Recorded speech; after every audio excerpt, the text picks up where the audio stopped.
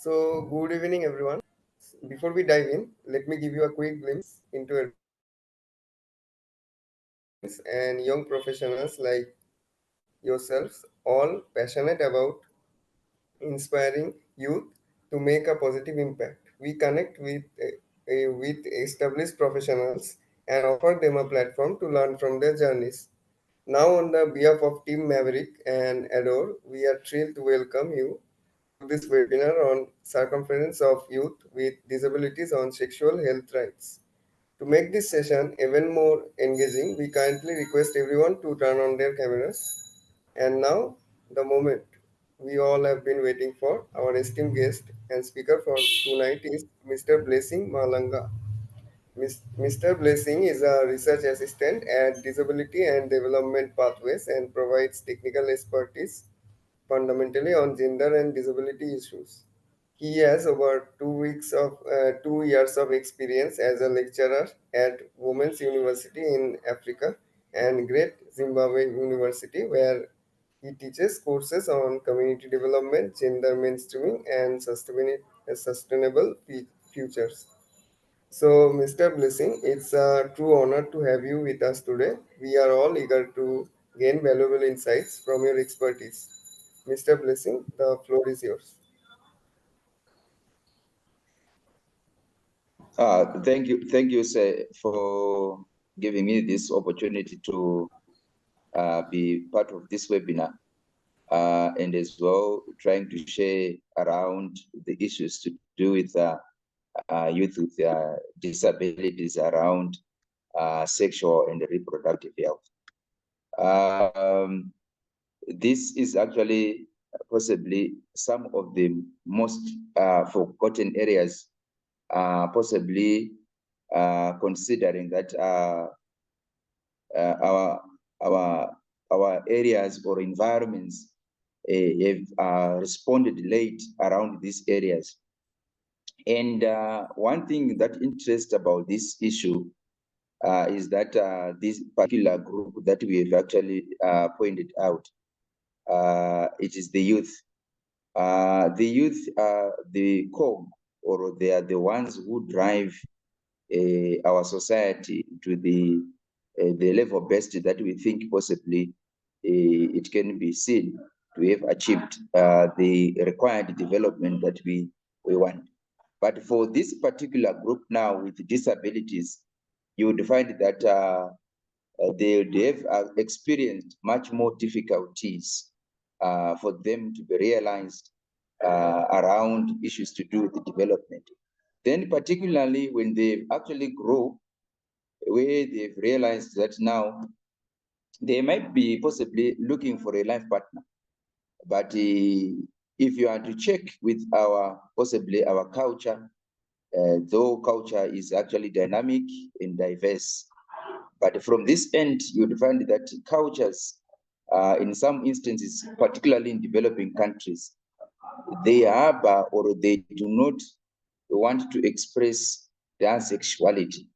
They automatically affecting their reproductive health. So today we want to try possibly to look at the dynamics that are surrounding us as a people across Asia, across Africa, in particular, because these are some of the areas where we find that these interventions have been very low, the traction has been very low, but in some instances, some other countries are expediting this area. So I would require possibly to the next slide to look at some of the areas that we are going to look at. Next slide, say. Thank you. So areas that we are going to focus on today in particular are just only 4 key areas, possibly. If time permits, we'll have some very few minutes to make some deliberations out of this presentation. So the first area that we want to look is conceptualization, and also in respect of data around with the disability. I might sound to be very biased when I just checked about the data. I looked at particularly data which was surrounding around Zimbabwe in particular. But that tells you that in some instances, I've actually also stretched possibly to have a synthetic approach to the global and statistical data that is provided, and try to possibly to look into some of the issues. Because why I've actually picked data as an issue around this topic, because data is the one which informs interventions.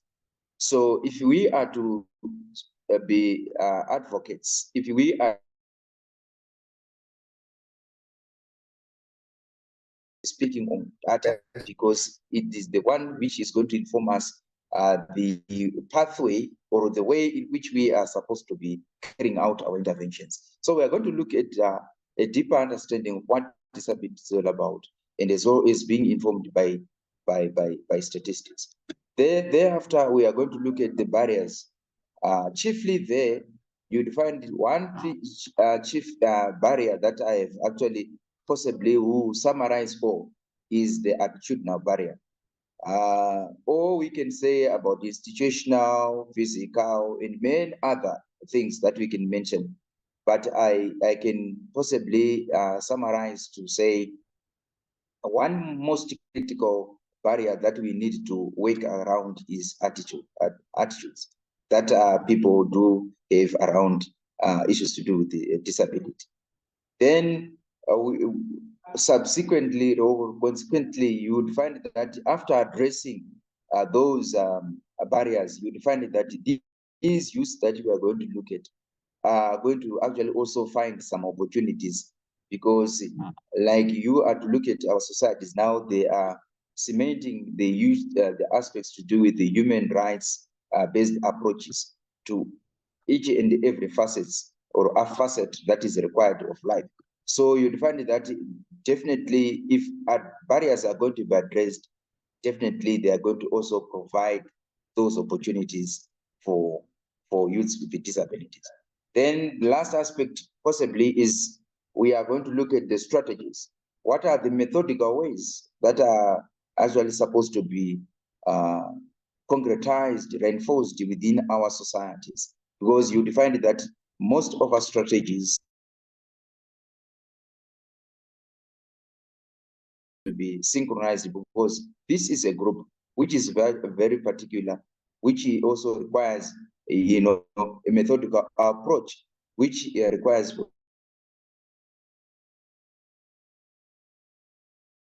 the areas that we possibly this webinar is going to also possibly cover, right? So rightfully,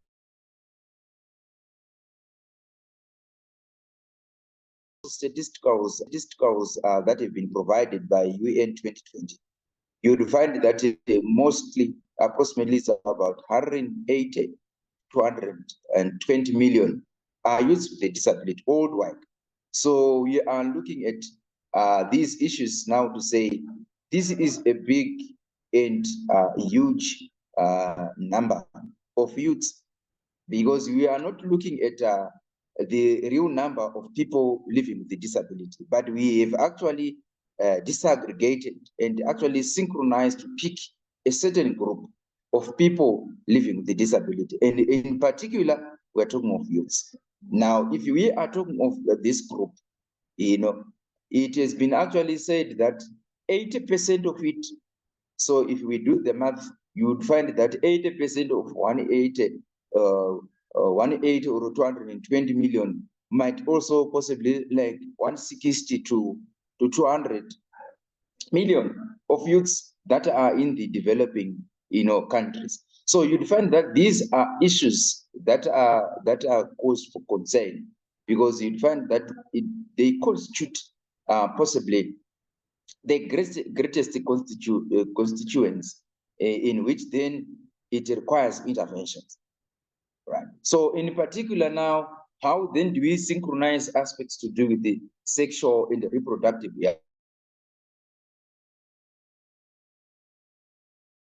disability?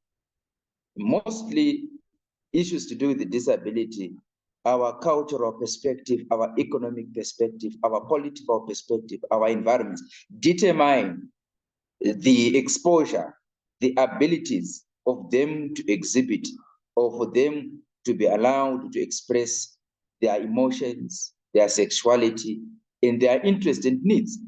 So you define that when we are now looking at this bigger magnitude in terms of the percentage, what then are we supposed to be looking at? Right. Then who is also cementing that it's more than 1 billion people, right, who are estimated to be having a certain form of disability. So it means now we are now having a generalized statistic that we are drawing from 1 billion, we are drawing to 120 million people. And these particular people are youths with a disability.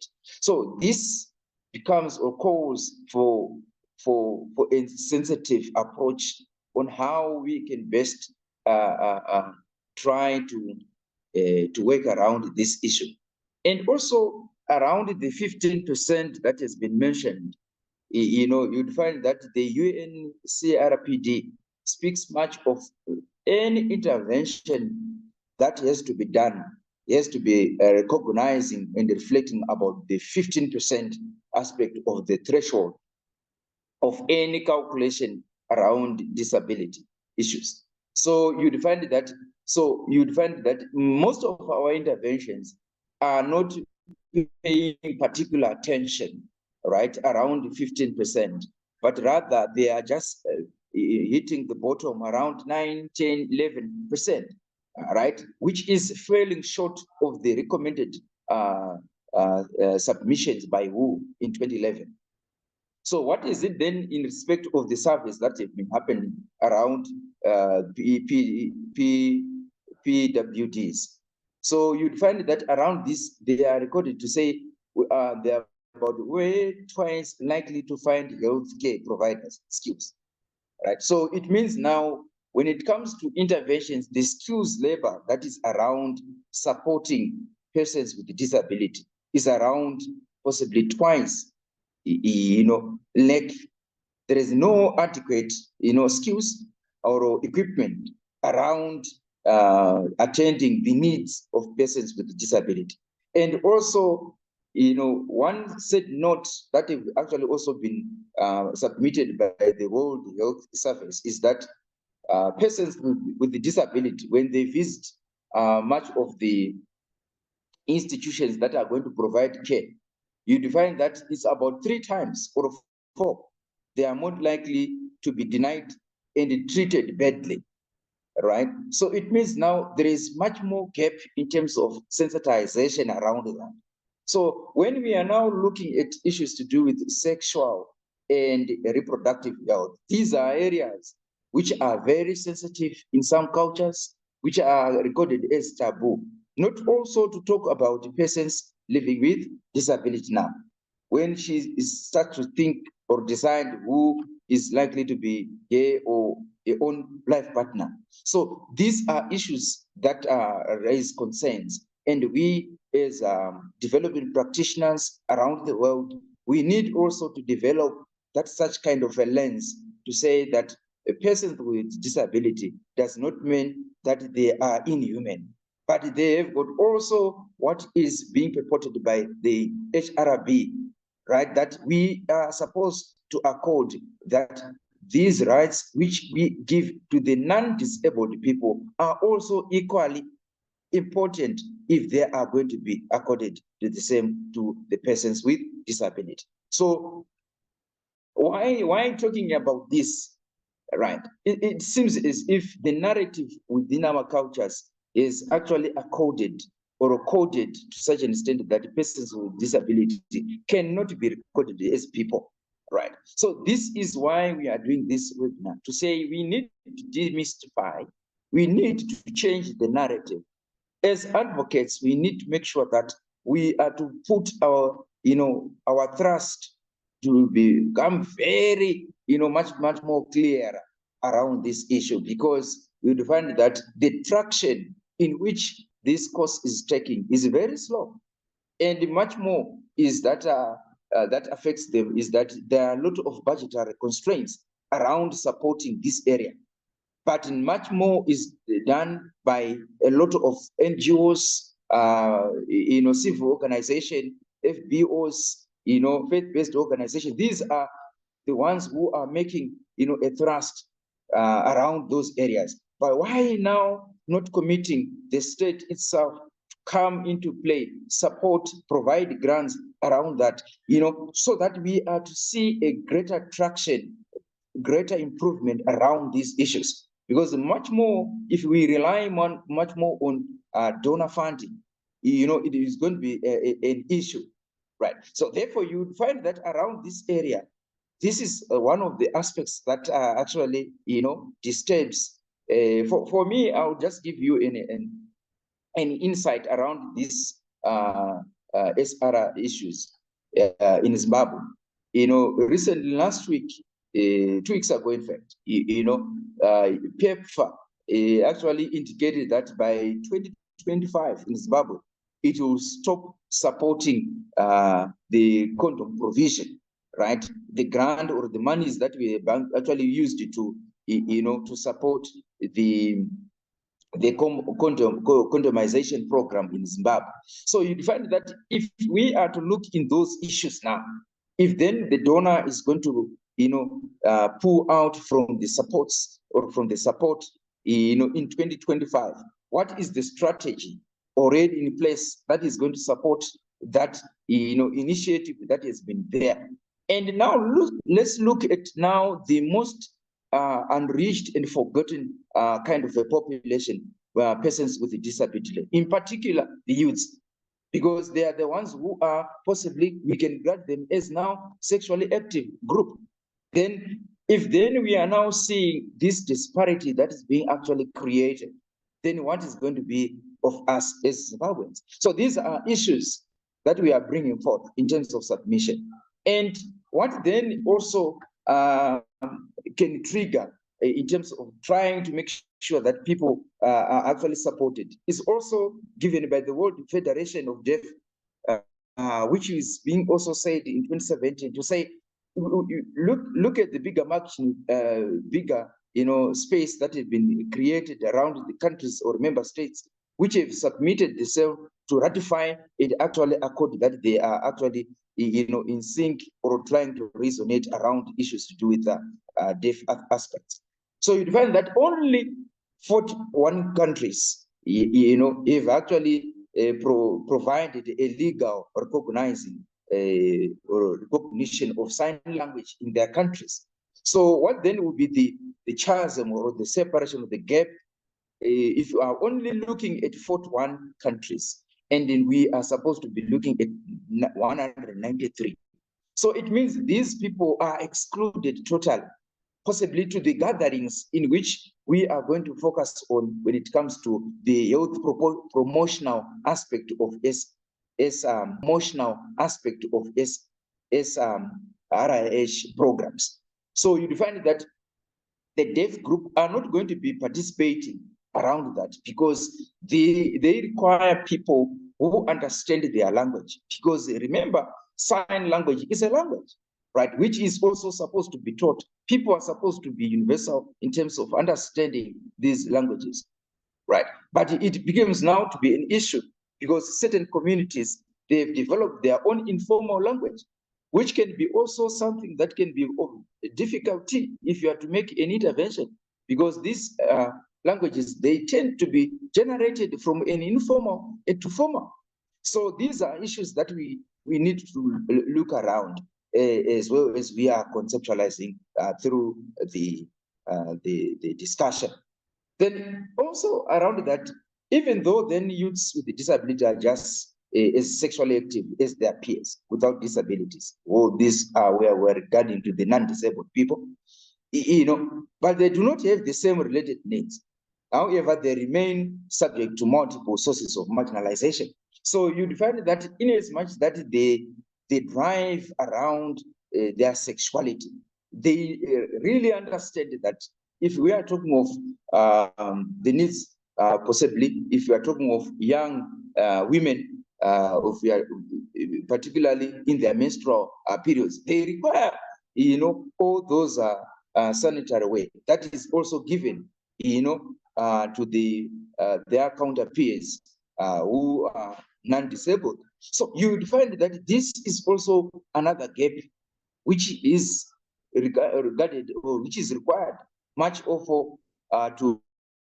to be attended to, because there are some needs which they require.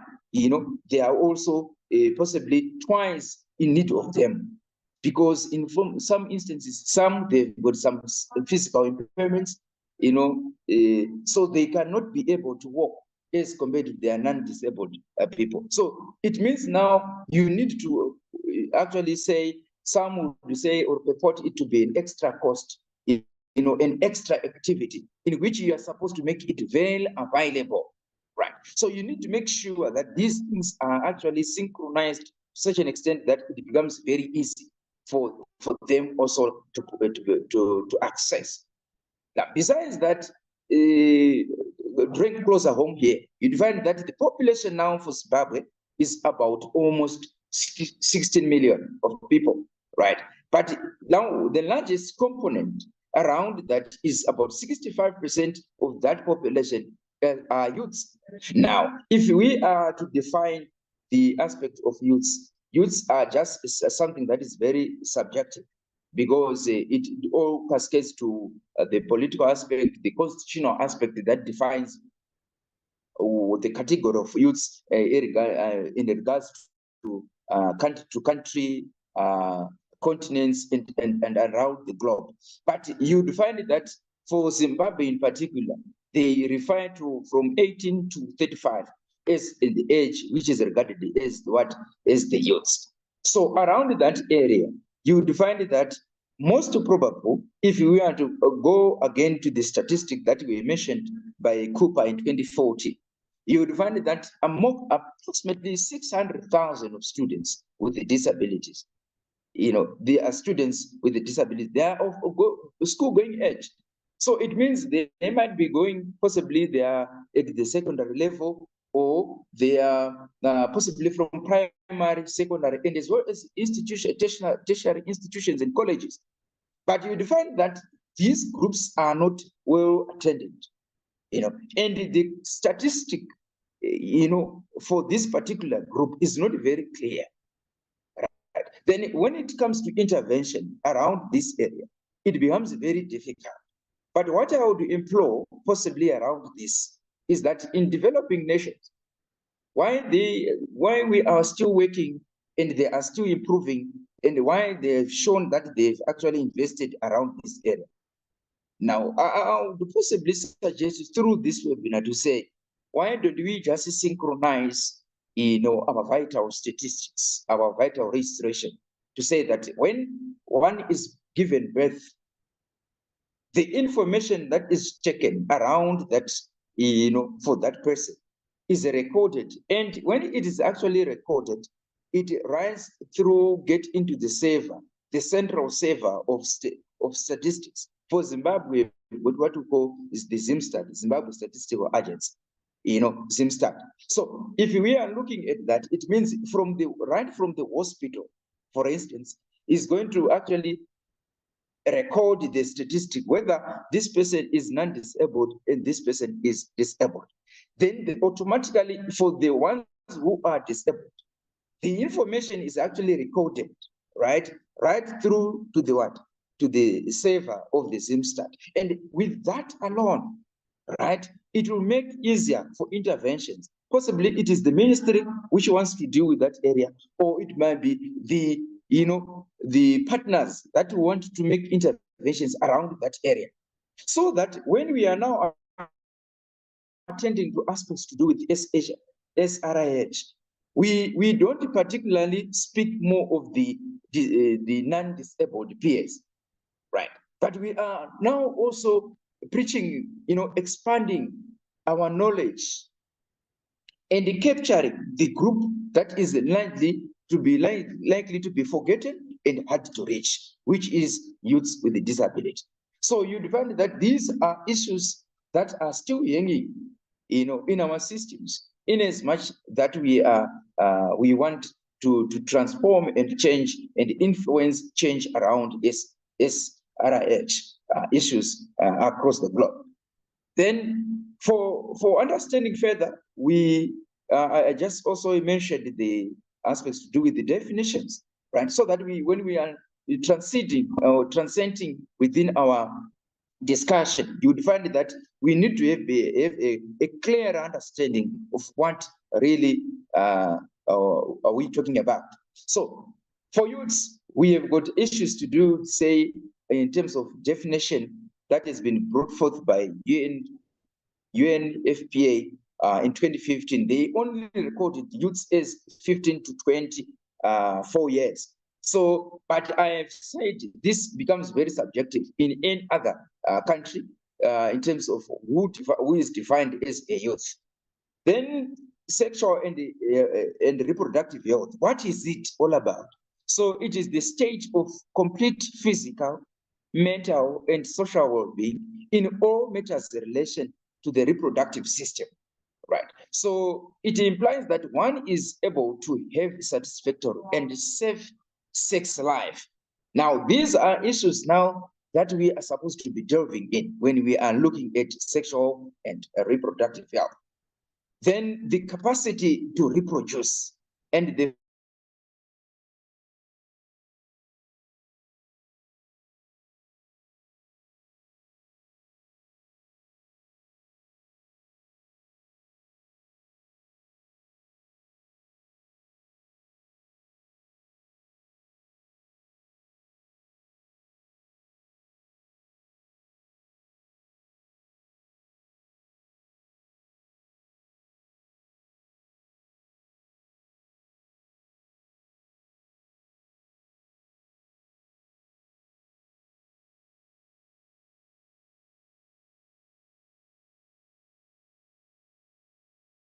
okay. So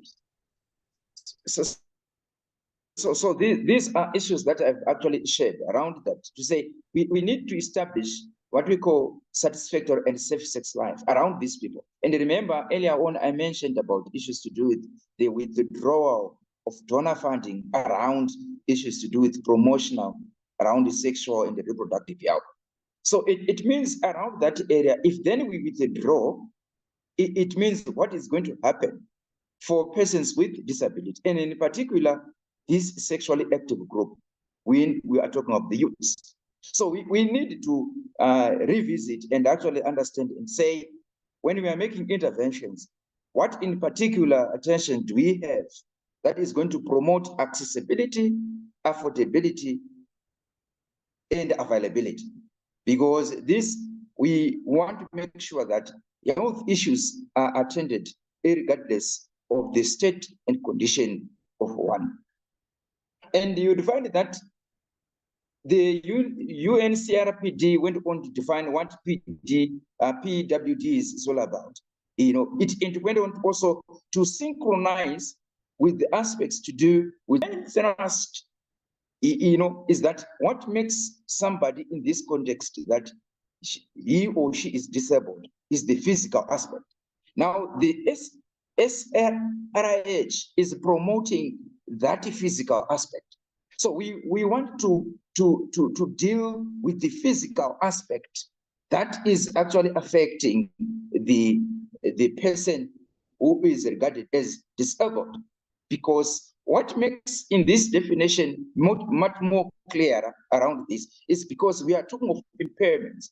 Now, if we are to deal with the impairments that are being experienced by the individual, it means there are no longer barriers. So for me, for this webinar, I would share possibly with this setting of an analogy or an equation that if you are to look at, there are things that we can say, you know, if you say disability plus barrier is equal to disabled.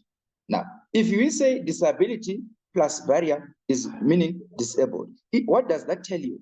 It means our society, for instance, has been actually looking persons with a disability as the one who has got the problem. But it is not the one who is disabled has got the problem. But the problem is the barrier that has been created that makes that person have to suffer and endure a lot of negativities. So it means for interventionists, for advocates, what we are supposed to be focusing much on is the impairment part of it, the barrier that is, put around the person with disability. So if we work around the barrier around the person with disability, it means that person is no longer disabled because he's now able, because the barrier has been removed. For instance, I'll give an example. A person with hearing impairment, if we are going to give here some hearing aids, it means that person, we cannot recognize them or regard them as disabled, because they are now able to execute the same task in which the non-disabled people are doing. So what is needed there is to make sure that we work around that. So similarly, when it comes to sexual and reproductive health, what we need to do as development practitioners, as advocates, what we need to do around that is to promote a favorable and accommodative environment, which is going to promote the full and effective participation of persons with disability. So these are issues that have been forgotten, that have been, not subscribed to. Why? Because that can be actually be seen within, even with the ratifications that have been happening around countries. For instance, for Zimbabwe, it put into law around 1992 when it comes to disability policy. But now for ratification purposes and for it to be a forcible law, it came into being in 2013. So you'd find that there is a much recognized gap around 1992 and 2013. So these are gaps that have been there. And what has been happening to this group of people? Because persons with disability, it does not only talk of they are not able to work. They are able to work. But if then they are not given the opportunity, right, with the person, the space within the governance system, to actually also to be given that opportunity, even their sexual and reproductive health is also to be compromised. Because remember, if one is able to work, right, he or she is able to also try possibly to purchase, buy for her own commodities, to fulfill her own basic needs. But because there is no strategy, right, around the most of developing countries to say, how then are they supposed to be incorporated into the working environment so that they stop begging, they stop look for charity, but they are able to work for themselves and support for themselves, and look around these issues. So this is a topical issue, and this is another issue that is really affecting young persons with disability around developing countries. Next slide, please.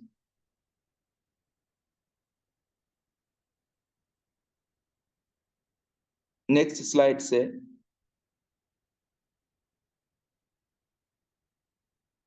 Okay, thank you. So what are the experiences that are being shared around this area? You'd find that UNCRPD affects that all persons with all types of disabilities must enjoy, right, all human rights and fundamental freedoms. So, freedom, for instance, for development practitioners, they're sharing, and there are certain arguments, free, but they are actually equally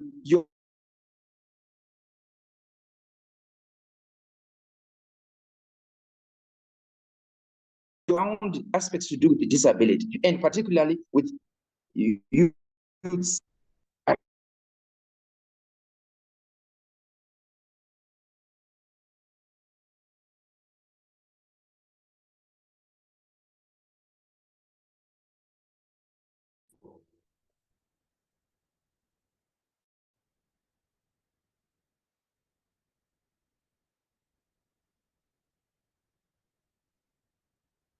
So these are issues that have been affecting us as a people. So youths with disability often encounter deprivation of their personal freedoms. So what is it? What is being deprived of them? free movement. Remember, I said my equation is disability plus barrier. So if we want to promote mobility of these young persons, what are we supposed to do? If that one person is supposed to be a wheelchair user, let's try to provide with the wheelchair user. Why? If we are going to give that person or give him that wheelchair, what is going to happen? They are going to drive themselves to the point where the meeting or the sharings of information around SHR is happening. So if we do such, we have actually revealed that they are enjoying their freedoms to move freely. Let's talk of the transportation around our countries. Does it also speak to disability? Let's look at the buses, the trains, the train station that we have. Let's look at the bus stops that we have. Are they also speaking in a narration of persons with disability? Now, let's look now, narrow back to sexual and reproductive aspects. Remember, these dialogues, awareness campaigns do not happen within the midst of our households. There are certain meeting places where they are supposed to go there. So one way or the other, they are going to likely to think around the transport that they are going to use. So if we are to look in that with these lenses, you'd find that there are a lot of issues around the youths. They think otherwise. If I am going to want to go to point A, from point A to point B, how then am I going to go or travel? The mode of transport which is I'm going to make use is actually not sensitive to my condition. So what is it that they are supposed to be doing? Let's talk of the diet. Some of the disabilities that are accrued by people are as a result of diet. And much more of the diet is also supposed to improve with the person with disability. And also some of the freedoms around choices of friends. This is actually an area which is very sensitive and very also disturbing. There are non-disabled counterparts. They feel and they have got the expression, the freedoms of making choice of friends that they want. Not only mere friends, but life partners. They have got these freedoms. But what of them? Are they given the opportunity to express, make a choice? Now, I've actually gone far to express the aspect of making the ability to make a choice. But are they being allowed as individuals to go outside their homesteads, their household? Are they allowed? So these are issues that affects them. Then what of then the most recorded as a taboo issue to discuss around your father and mother in different cultures that we have? Mother in different cultures that we have. So these are issues that really affects persons with disability, because the room for freedoms is actually already, challenged around the persons with non-disabled persons. Now let's talk of persons with disability. Where is their voice? Is their voice going to be heard? So these are issues that we need to present, and these are issues that we need to submit. So around that area, it really affects. Then let's talk of the families. Families are just one group which is supposed to be very, doing the advocacy and, spearheading transformational attitudes around persons or youths with a disability. But what happens there? Families are very overprotective, and they always to say and think otherwise. These youths with the disability, they are likely to be abused. They are likely to suffer risks of exploitation and possibly abandonment. But it is not that, because if then we too much overprotect them, we are having a huge negative bearing around their quality of life. because one way or the other, parents are not going to be there. Caregivers are not going to be there in the entire life. But these people will have lacked the social skills, the skills that are required for them to survive in a better and quality life. So what is it that we need also to propagate in our cultural systems, in our social systems, in our economic systems, in our political systems? It is to promote systems which are to protect naturally, not to give it as to an individual who is much more to be the cost of protecting. Now, the fact that most of the carers around in our families are women, you find that the women are the ones who become so overprotective, and also, again, possibly overprotective, not only to the people outside the home, but also around the persons, even the father himself. So the mother becomes very protective, even to the family members, how they are supposed to treat, how are supposed to relate with them. Then mostly youths with disability often encounter, these are now the risks which are experienced by these people. Often they are abused, often their exploitation results to rape and unwanted pregnancies and abandonment is happening. Now, much more of the families have experienced this. And largely what has happened around this area is that, if a woman is going to bear a child with disability, much more of women have suffered this. They have been left behind by their own husbands, or they've been divorced because they've actually bore a child with disability. Now, let's look at this child who has grown with a mother who has been abandoned, the child who has been abandoned by both parents. Now, that person now, when it comes to sexual health rights or sexual and reproductive rights, it becomes an issue because sexuality is something that can be determined and actually also crafted and built around socialization again. So we need to make sure that both parents are supposed to be there to support the purported youth in the latter age. But when she is growing or he is growing, he is a child.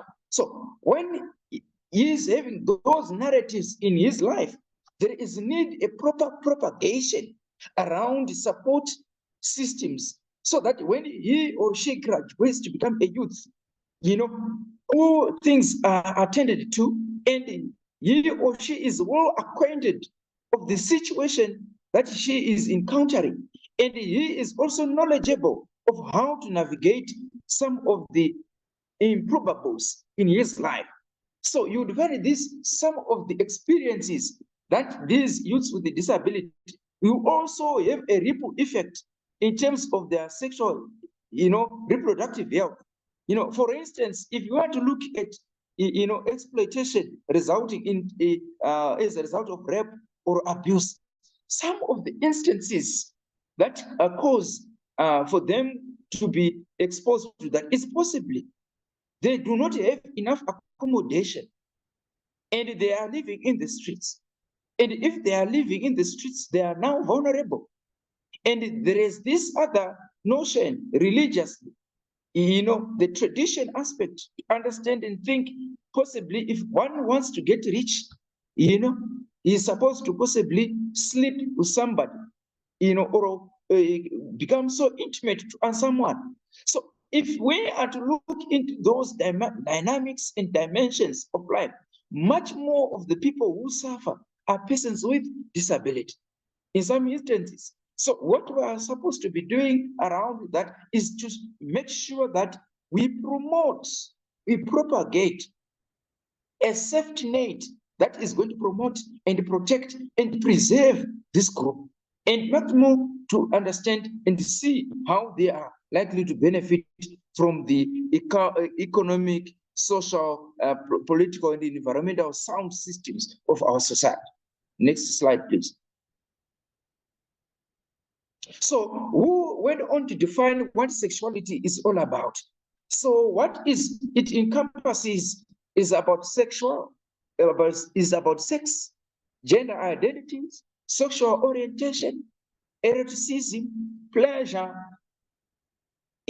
intimacy, and reproduction.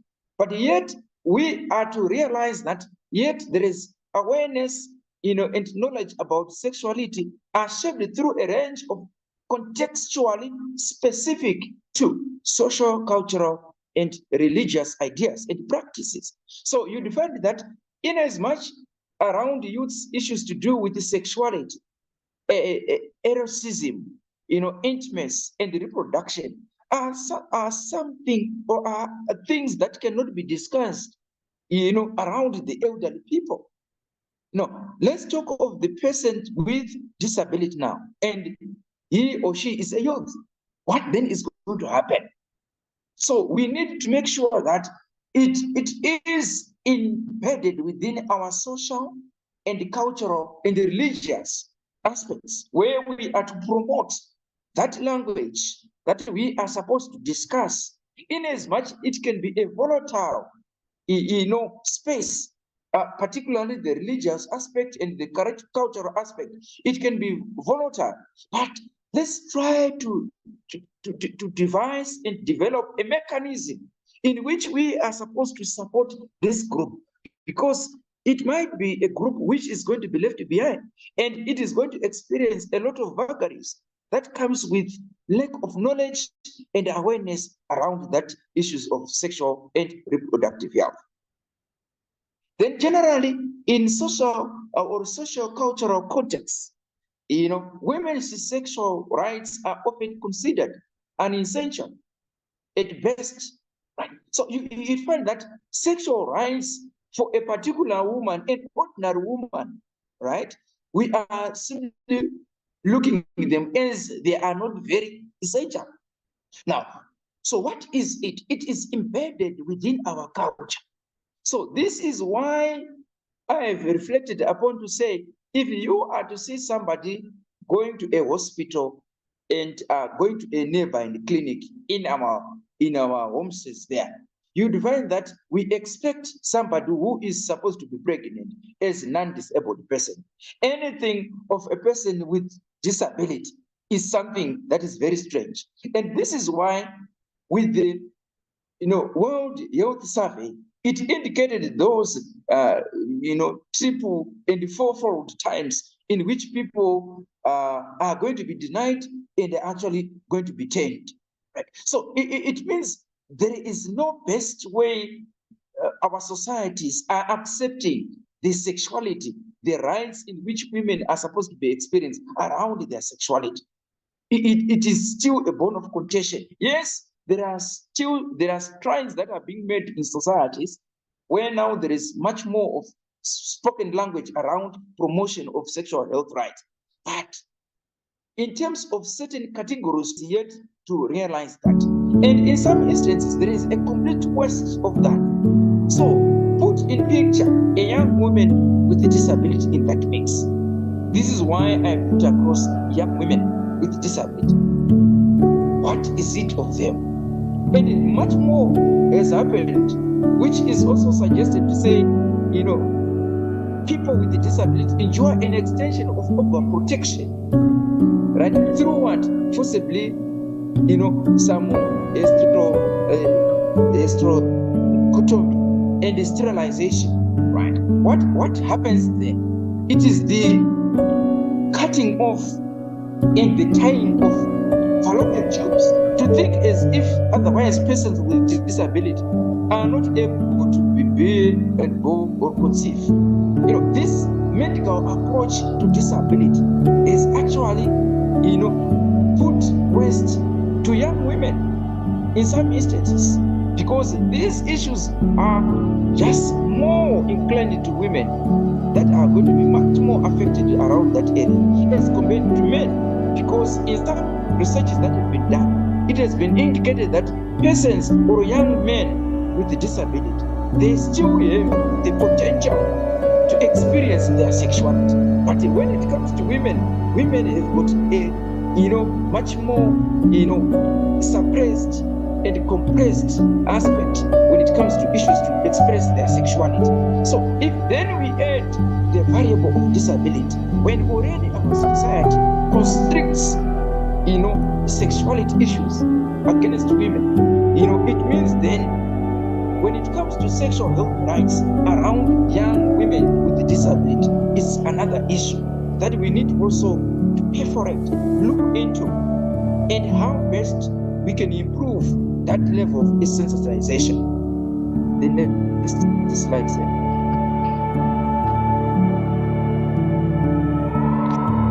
Then what then are the barriers?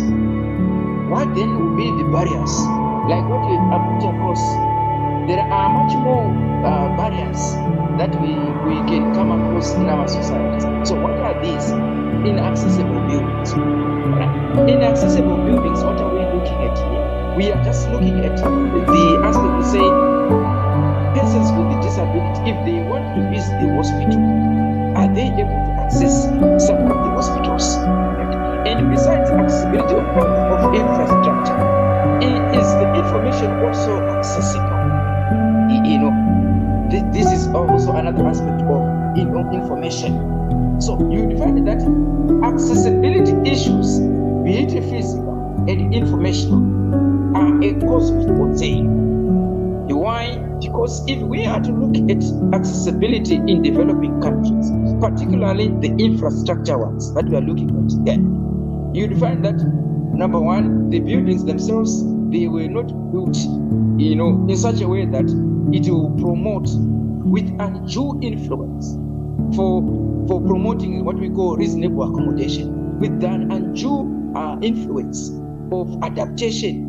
The condition to say, let's try to build this because we have experienced such kind of an experience to us. So why can we now try to possibly have an elevator? Why can we just try to create some ramps? And why can we not also widen our our doors so that we are able to accommodate with persons with disability?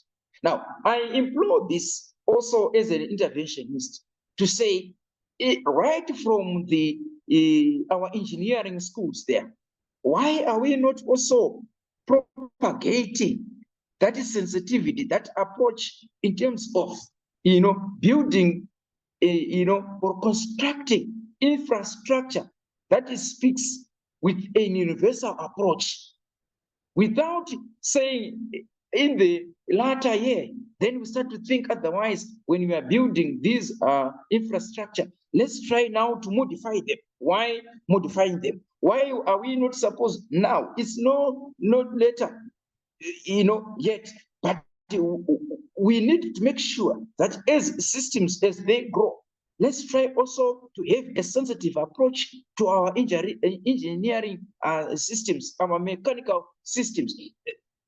For developing countries, it's still an issue where buildings are still customized and built with a sense, with a mind that people are going to stay and live, with the same way they were given birth to.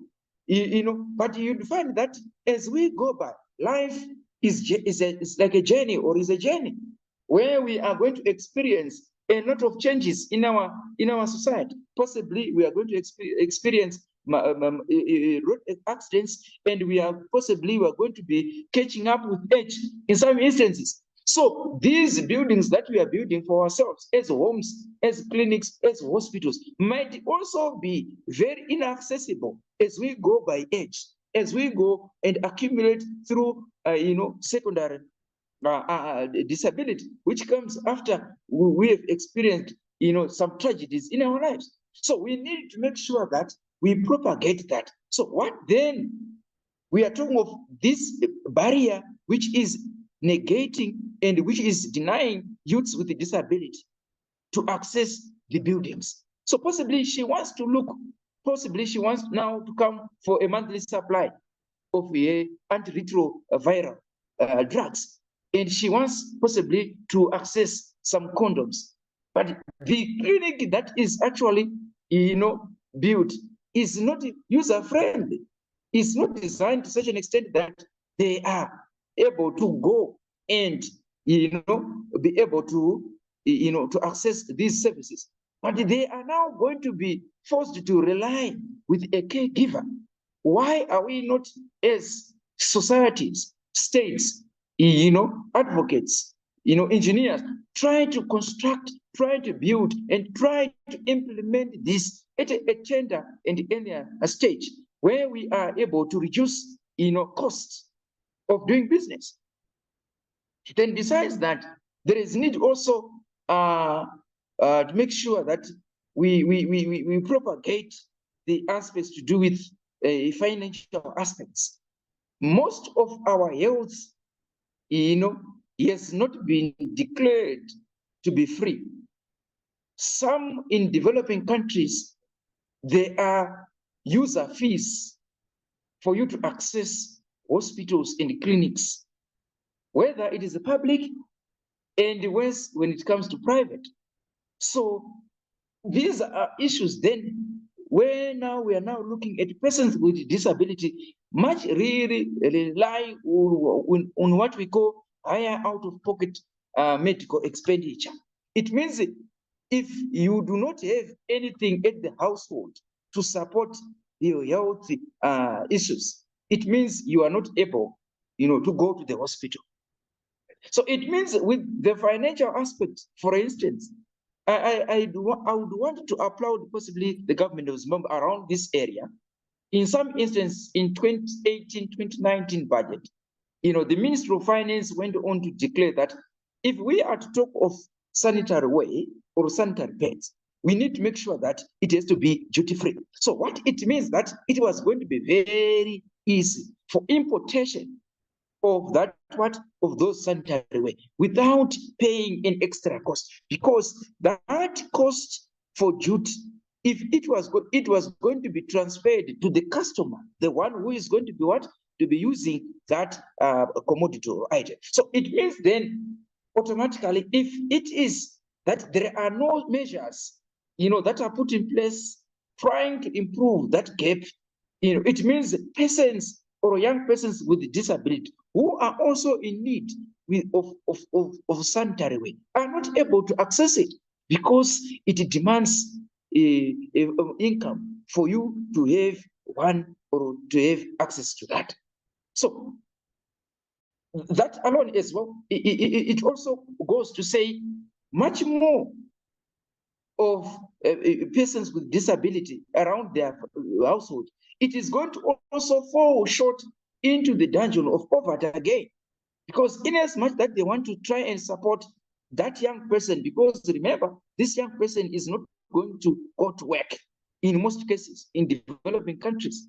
Large population of youth with disabilities, they do not go to work. And it is just a narrative that I'm sharing. Why? Because statistics are not available.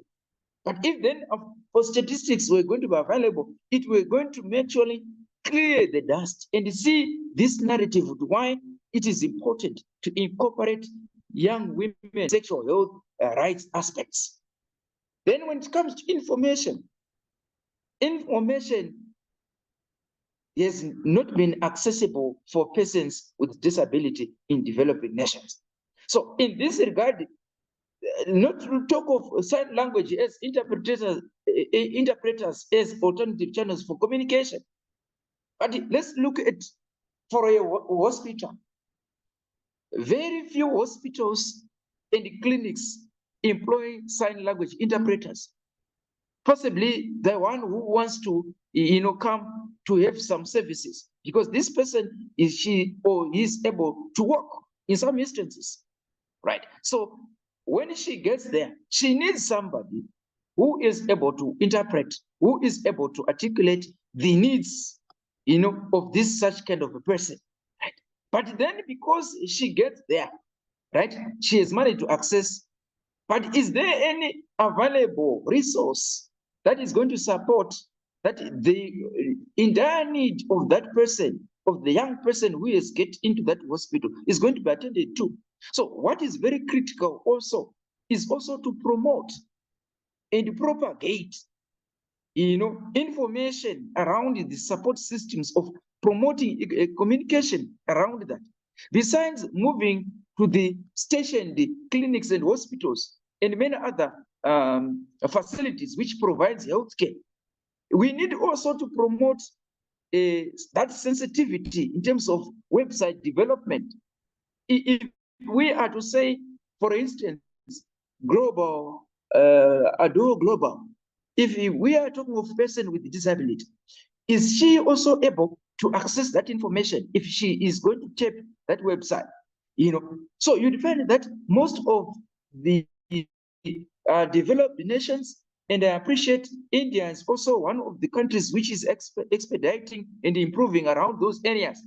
But we are to see that, for developing nations, they have failed much more in terms of government websites, even organization websites. For instance, they are not easy to access, and when it comes to persons with disability again. So it is information which is made not to be accessible. And if then information is not accessible to persons or young persons with disability, and when it comes now to the SRIH issues now, what is it of them? What is their position? So I submit through this webinar to say we need to understand that information is a critical component when it comes to intervention. Right? You might not necessarily go to touch the ground there, but if information is disseminated to such an extent that it comes with no extra cost, it comes with that availability aspect, that accessibility aspect, and affordability aspect, it makes sure that it incorporates all categories and all groups. Then the last aspect under those barriers is institutional per se, to say the lack of policies, like what I've actually pointed out earlier on, to say the policy which was established, or the law which was there in Zimbabwe, it was 1992 when it was actually established, but it was now not speaking to the conversant current issues that are happening. It was now outmoded, antiquated around that. So it means these are issues that affects the promotion of sexual health rights. Next slide, sir.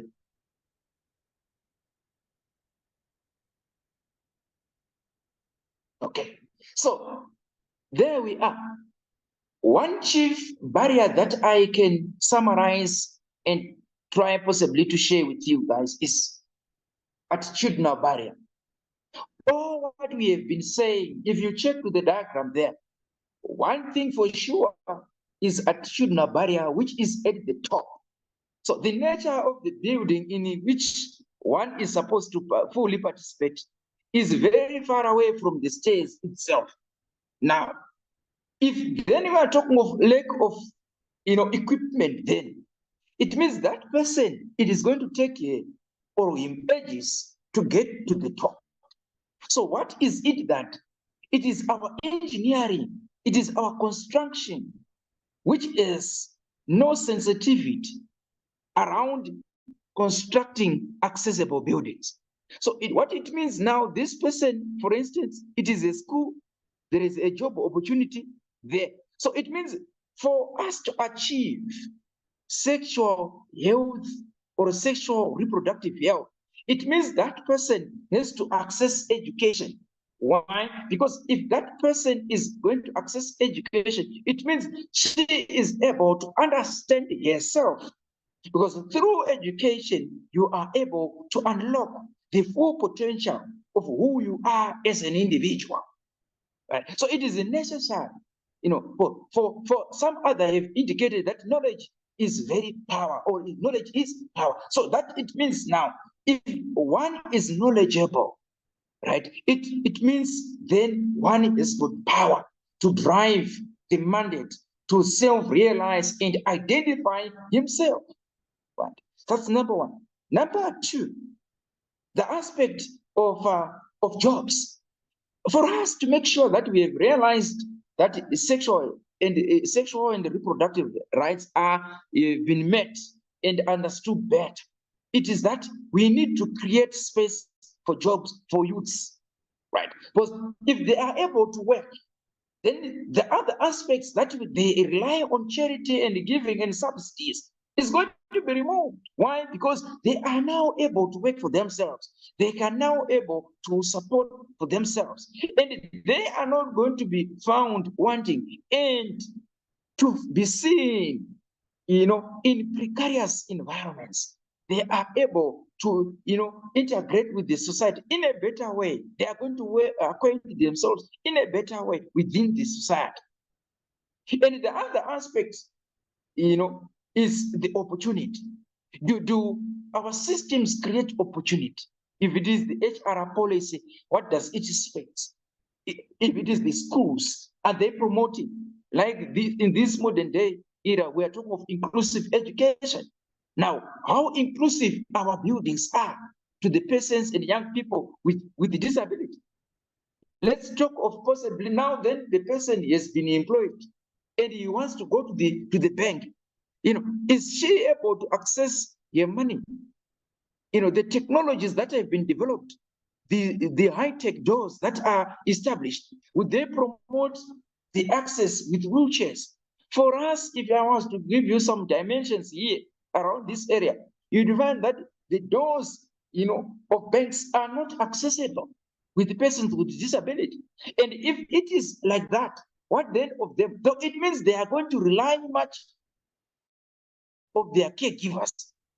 So it means they are not able to access the bank. Even the ATMs, how the automated machines outside the banks, they are not actually universally designed, but they are only fine-tuned to non-disabled people. So it is the attitude. Why I have said this, all this institutional, it is that we have ignored. It is the way we think, right? If it is the physical aspect, it is the way we think. If it is the information aspect, is the way we think. We always think that we are the ones who are supposed to be accessing information. So what is it?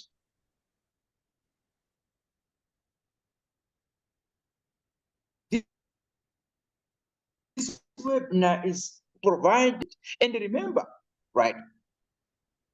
And remember, this is why we are saying, the attitudes that people have has to be changed. And how are we going to change? How are we going to change? Then that will be the last slide for us through this presentation. What then are we supposed to encompass? What then is supposed to be involved? Yes, we have been having these narratives around us, but then we are looking at, let's try to customize our interventions. Let's try to make sure that we create an empowerment aspect in them, that they realize that they are also an important group.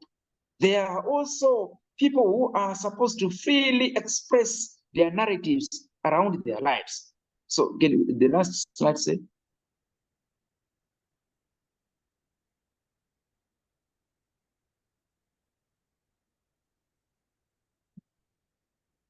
Okay, so this is not limited to this, but these are some of the things that we think possibly would help and promote the awareness campaigns that we are going to make sure that are in a position to inform, to change the narrative of harboring. Because what is what is of what is of great this? We are, you know, disability issues are like a woman who is pregnant. One way or the other, the pregnancy is going to come out. So what is it that we are supposed to do as a people? What is it that we are supposed to do as advocates? It is to become very sensitive, try to propagate a culture which is going to transform the way we think as a people, the way we think around the youth. Because youths already in our society, right, they've been regarded as a group which does not speak valuable or we have got intuitive knowledge. So if we are to look in that regard, then we need to change the narrative. By how? How are we going to do that? Awareness campaigns.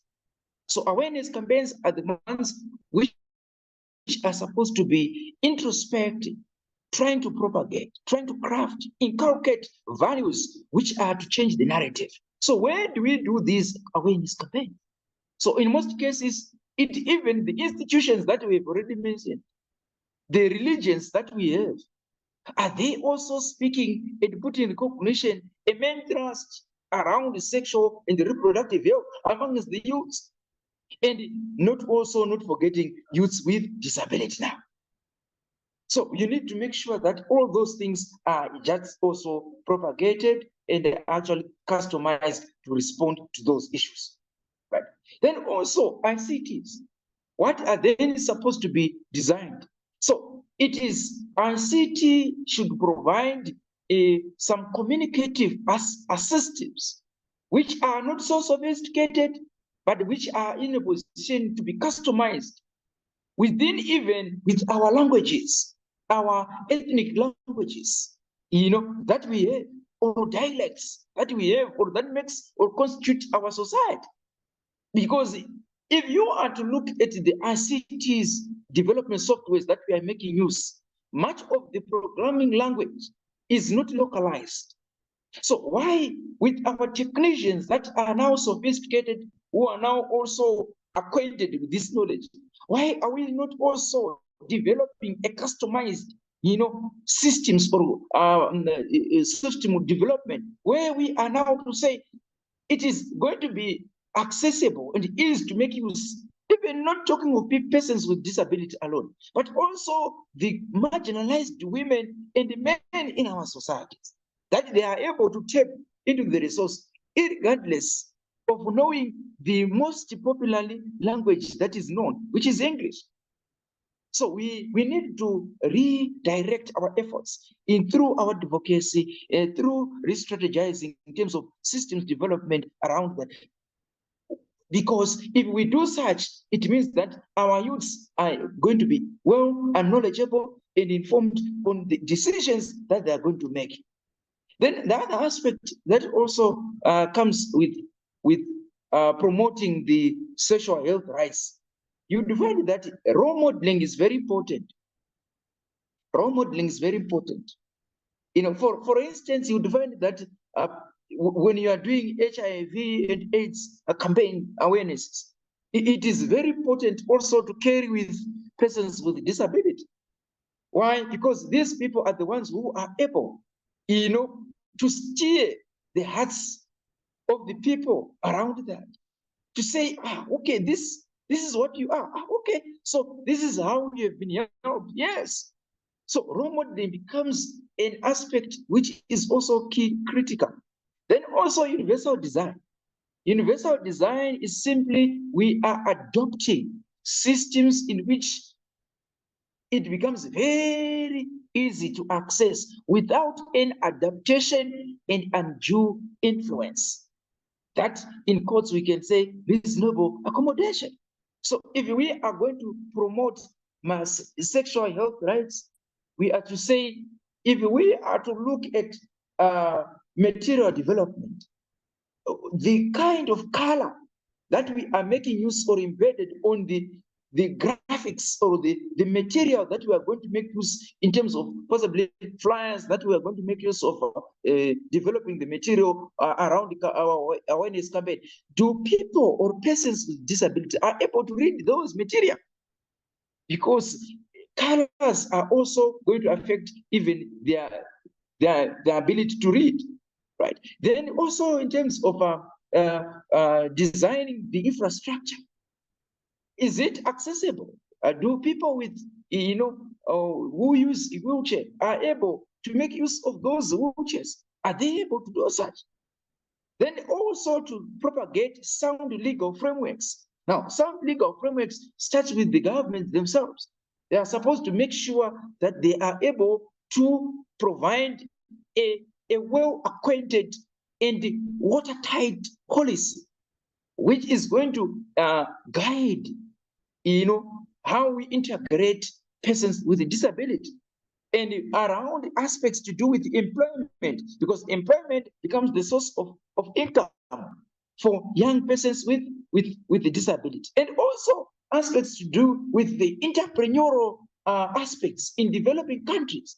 Because remember, it is not only formal jobs that are going to make sure that these families are going to live, but even informal jobs. What strategies are there to promote the small and medium enterprises that are run by youths with disability? So we need to have a craft of policies, because if we do such, the aspects that we are talking about, the sexual and the reproductive aspect, are going to be improved by default and unknowingly. Why? Because people have been actually attended to their needs. Right? Then ensuring health professionals are also well acquainted with matters of disability and sexualities. So it is not only a non-disabled person who is going to be a children, because for women with disability, for other studies have indicated that they want to also experience that fulfillment, because by giving birth is somehow a fulfillment, a narrative within a woman's scope, thinking, or circumference. So it is also important, right? We attend to that. Not only women, but also men with disability. They need also to be fulfilled somebody, having a child. So these are narratives that are supposed to be told, even to the health professionals themselves. Because if they see someone who is actually also pregnant around, persons with disability, they start to look and say, they look with that sympathetic eye, not an empathetic eye. They feel for them as if they are not able to do such. But we have realized that some of the women around persons with disability, around maternal issues, maternity issues, you have realized that some have given birth under normal circumstances without the help of any machine and other doctors, but they've actually given natural. But for the able or non-disabled people that we think otherwise around that, they failed to have a proper delivery, but they've engaged in cesarean. So that approach, it is attitudinal change. We need to have a robust awareness campaigns in terms of changing the narrative and understanding what is very important around with persons or young persons with disability around sexual health rights.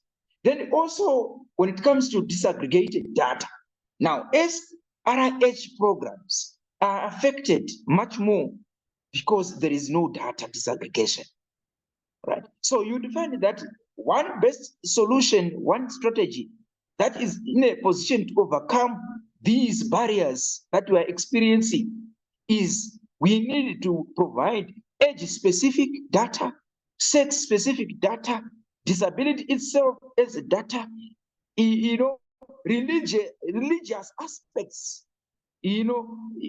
all those facets that are in a position to put people into codes or categories, integrated, so that we are able to understand which greater group or which group is now really, being affected by these aspects.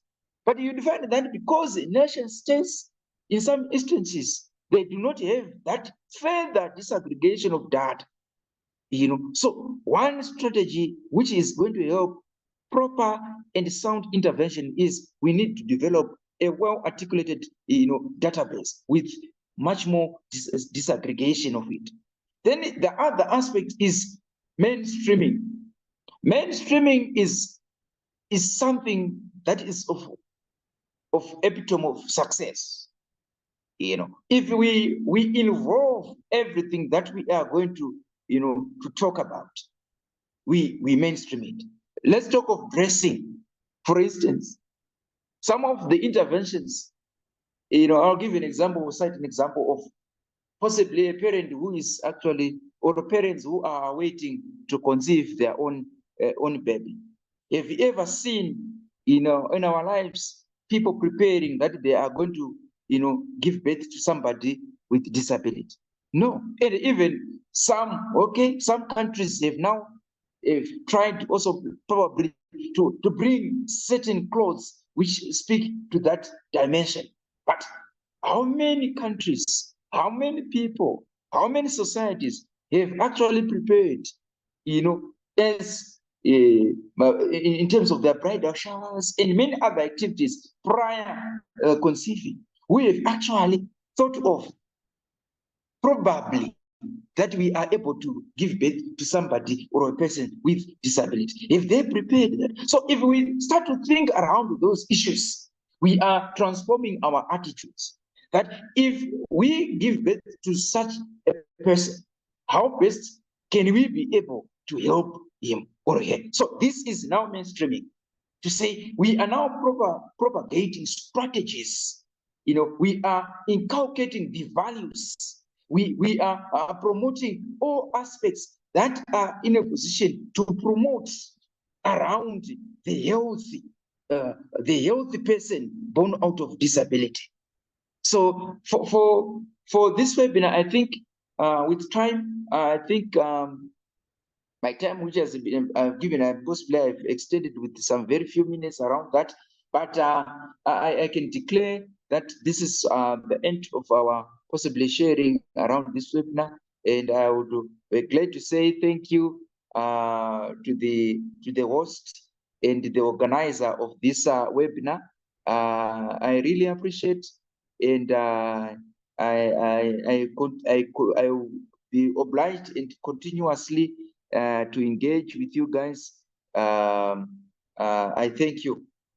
So if there are, it's now times for possibly persons with or people who have got questions with around the presentation or the sharings that we have. It is open for discussion, and it is also, you guys, possibly you can also try to give submissions around what also you are experiencing around those issues to do with disability in your area. Thank you. Thank you, Blessing, for your presentation. And now we will like to have the question and answer session. So all who are interested in asking him questions, you can write in the chat box or can directly turn on your mic.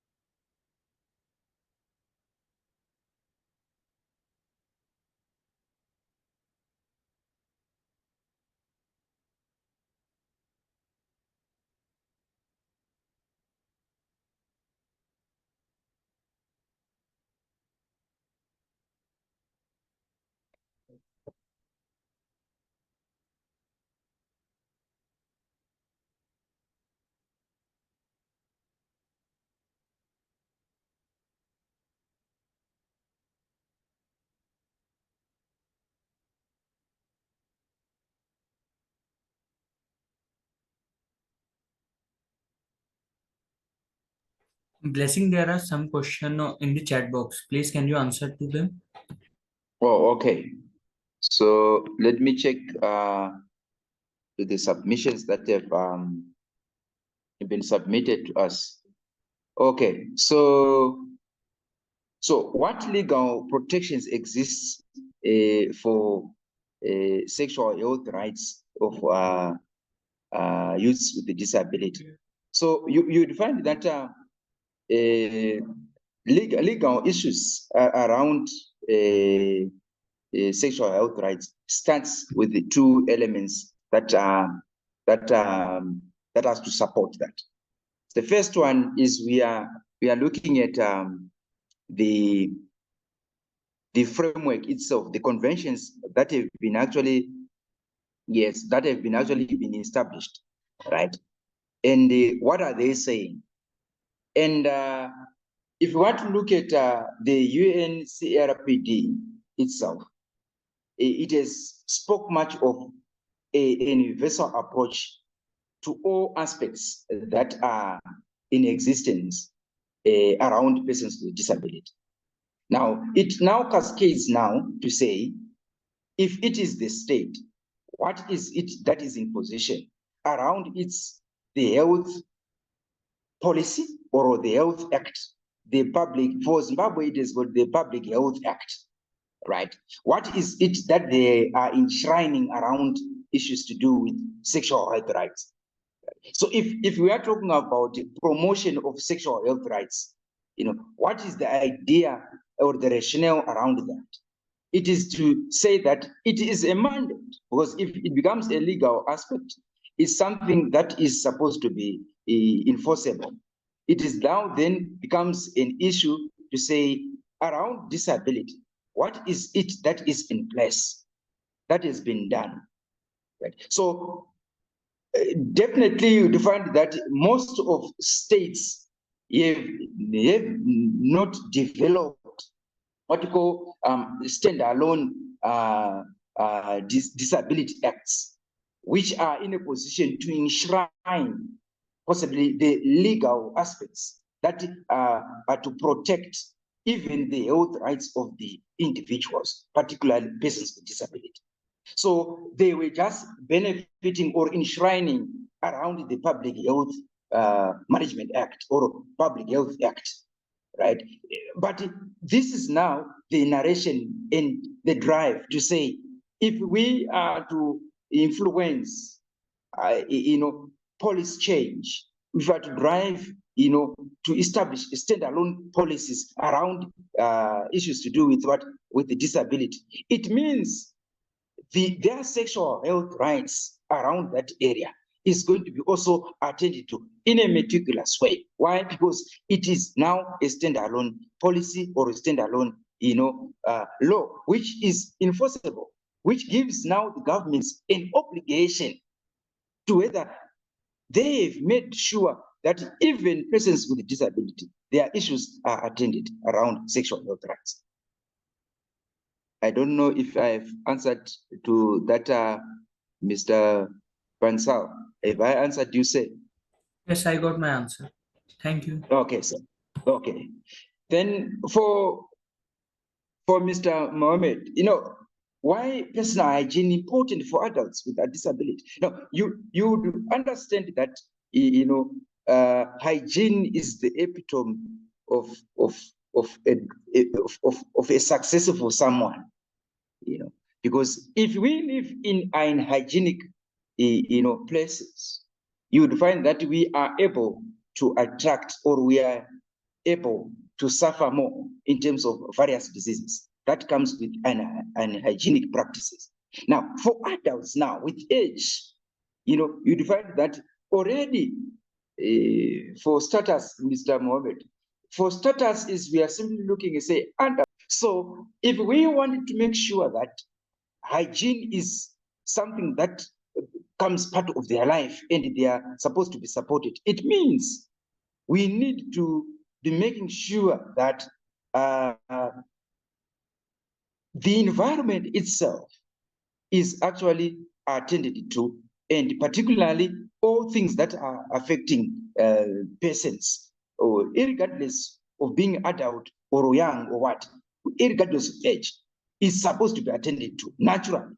But then now it becomes very special, because I'll give you an instance of a person with no limbs, right? And he has no a wheelchair, right? And she is living in a swampy area, right? So what happens with that person? It means that individual is going to crawl within the mud, and what comes with, with the mud is other waterborne diseases. So it means it becomes a health compounding issue. Besides that, let's look at the personal hygiene himself. We are talking of bathing. We are talking of, yes, bathing. Washing is very important. Washing of clothes is very important. Why? Because it makes them feel comfortable for themselves, and also less attracted to unhygienic kind of diseases. So I feel that personal hygiene for persons or adults with disability is very critical, because some are going to feel withdrawn because they feel that they are not going to be part of the group of persons or around the people with non-disability aspects to be discussed around. So we need to make sure that we maintain that. And if we maintain that, it means also these people feel free to express themselves. Have you ever seen that a well-taken adult with disability, she is or he is very confident, right, to express him or herself because she has been taken care of. So personal hygiene becomes one for sure, which is very critical when it comes to issues to do with disabilities. Mr. Moed, are we together, say?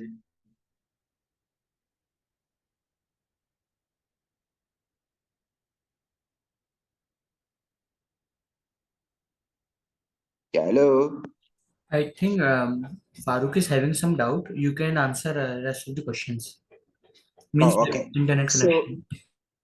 okay. So how do you create awareness about this topic? So in terms of creating awareness around this sexual health rights, there are things, remember, we are coming from different and diverse backgrounds. And sexual and reproductive health programs are much more, we can say volatile, sensitive in particular. So we are supposed to come up with strategies. For instance, the education system now is something that we can leverage on, because rather than going direct to the community, yes, there are communities where we are able to reach, but there are certain communities which have promoted and they've got a lot of gatekeepers around protecting their own culture. But we need to make sure that it is through education, right? It is through the media itself. Information has to be disseminated in an explicit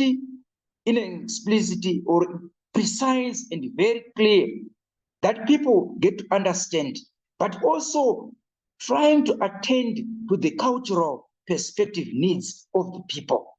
For instance, if you want to do the awareness, possibly you are engaging in a community, you need to become very age specific around creating awareness around that topic, because you cannot discuss issues to do with sexuality while it's the mother and the father in a cultural sensitive environment, because these people are the ones whom we are supposed to be paying respect to. Remember, culture is relative. So in the modern day era that we are praying, we are appreciating the human rights-based approach, where we are feeling and understanding that nothing whatsoever is supposed to be depriving other people's cultures, but rather it is supposed to be relative to them. But however, there is potential in the room, to question some of the aspects, some of the aspects that are actually, trivializing the progress of the project, trivializing or possibly the innovations that have been promoted. So we need to understand that awareness is something that is very important, and the approach to it, the methodical approach or the methodical aspect to this topic in terms of is to design a proper way in terms of which is cultural sensitive, and also trying also to establish language aspects. Remember we said that when you are going out to the communities and irrespective or in respect to the population that we've discussed here, which is youth with disability, you need to devise a role modeling approach, right? Where you are simply saying you are to also promote by giving flyers around that, so that people are aware that possibly you are going to have a meeting around this in that particular area. And let's have them be surrounded with the guests who have got a similar issue around them, so that they are able to see for themselves that this is a doable, this is something that can happen, and you can actually transform your life. So this is, that surrounds the narrative of awareness. Awareness is about also issues to do with the language itself. How are you going to be making sure that you are going to disseminate information which does not trigger a problem or a challenge around that community? So for instance, I'll give you an example. Okay, there are certain cultures in which when you are advocating or possibly doing an awareness around the HIV and AIDS aspect, where you want to carry your assistives and you want to make sure that you make these demonstrations on how to put on a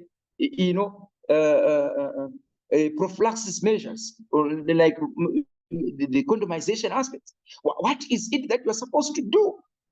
So you need to make sure that you need to also have an approach which is also cultural sensitive, which is in cognizant and recognize the culture of the people. But at the same time, you want to promote that awareness. You want to promote that transformation in them. Then the last Yes, sir. aspect, or Got the it. last Thanks. question. Okay, sir. If you answered there. Yes, yes. Thanks for the detailed explanation, sir. Thanks a lot. Okay, sir. Then what roles do technology play in improving accessibility to sexual health resources? So remember, I said you have already indicated to the answer, Mr. Mann, around that area, accessibility. So accessibility means the type of material that have been developed. Is it accessible? Because you find that some of the information comes in terms of some organizations have designed the aspects to do with broadcasting of information.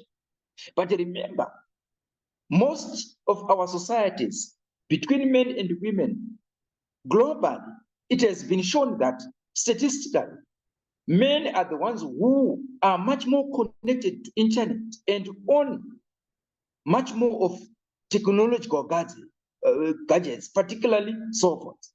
So it means now, if information is going to be disseminated around technology, yes, it helps to expedite the level and the speed of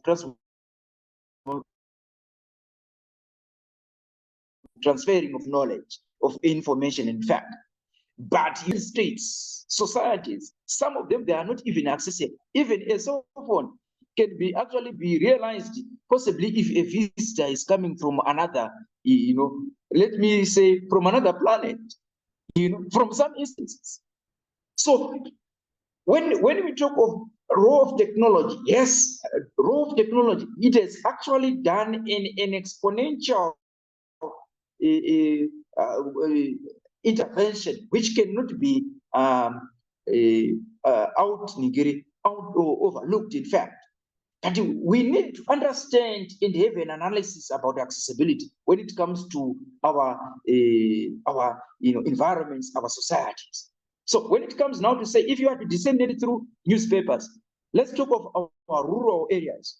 How many rural areas are able to purchase and buy, purchase those newspapers?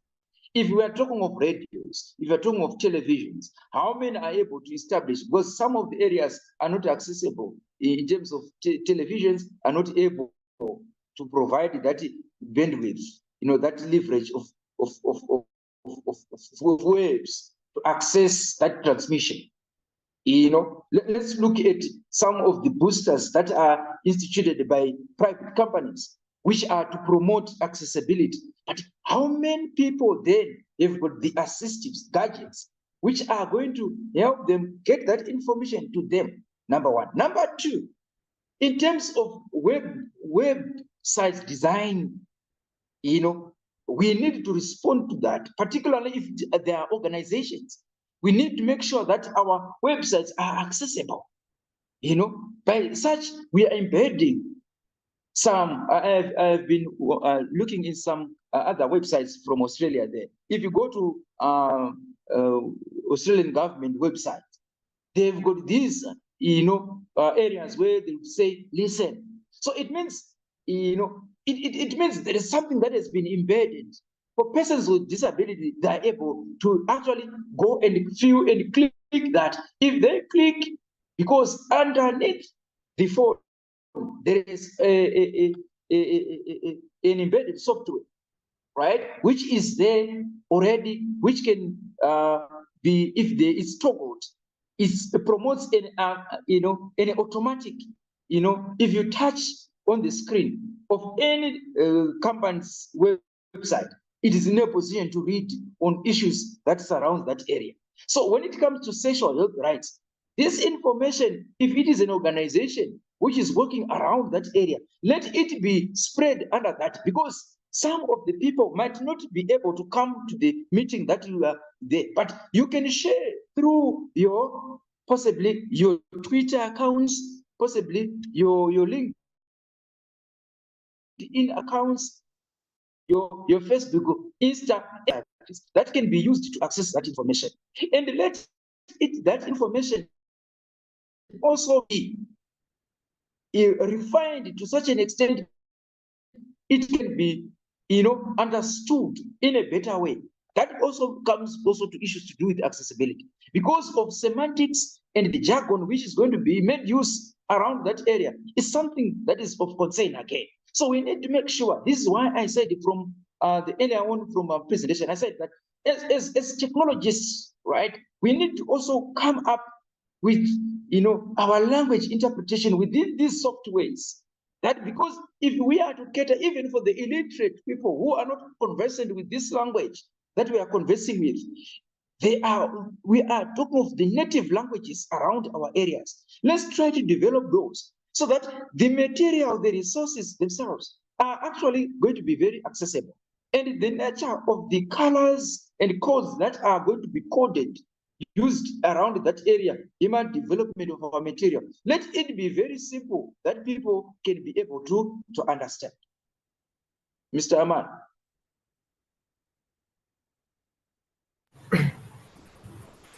Okay.